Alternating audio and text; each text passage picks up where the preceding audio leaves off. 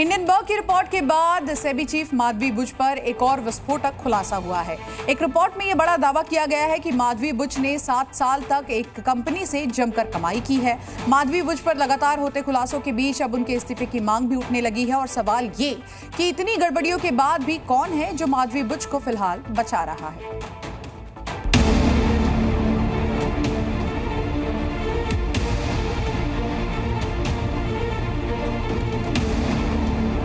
SEBI chief Madhavi Buch एक बार फिर से विवादों में है।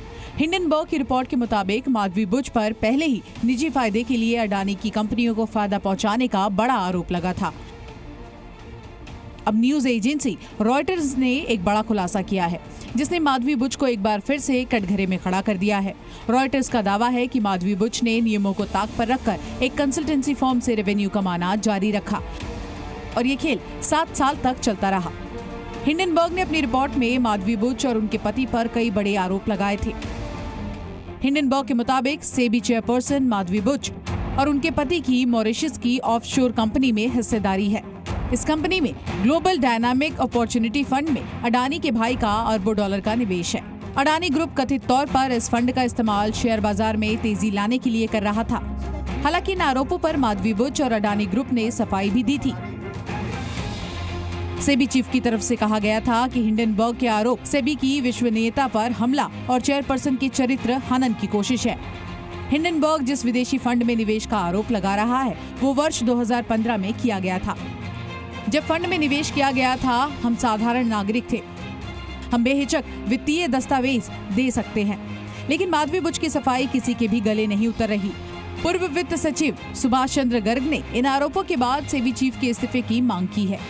तो ये जब सारे सवाल अब उठ गए हैं तो ऐसी स्थिति में सेबी की इंडिपेंडेंस और सेबी की जो अथॉरिटी है उसको बनाए रखने के लिए मेरी नज़र में भी ये उचित होगा कि सेबी जो चेयरपर्सन है माधवी बुच वो इस समय सेबी से अपने पद से हट जाए।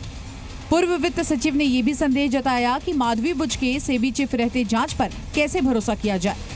मैं भारत सरकार में सचिव था 2017 से 2019 के बीच में 2 साल और वो मेंबर थी वहाँ पे। मुझे नहीं ध्यान पड़ता कि किसी किस्म के डिस्क्लोजर बोर्ड के सामने लाए गए थे उनके लिए या किसी और मेंबर के लिए। तो ऐसी स्थिति में बोर्ड को एक्चुअली आज के दिन क्या पता है उनके बारे में, उन्होंने किस किस्म के डिस्क्लोजर किए हुए हैं, ये मुझे नहीं विश्वास होता कि बोर्ड को पूरी तरह से जानकारी है।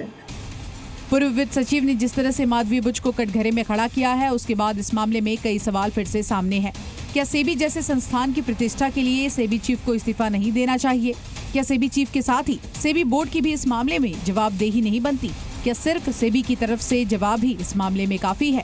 माधवी बुच के सेबी में रहते हुए उन्होंने जिस तरह अगोरा एडवाइजरी से रेवेन्यू हासिल किया, क्या वो हितों का टकराव नहीं है? क्या ये पूरा मामला सेबी की आचार संहिता का उल्लंघन नहीं है? Zee News।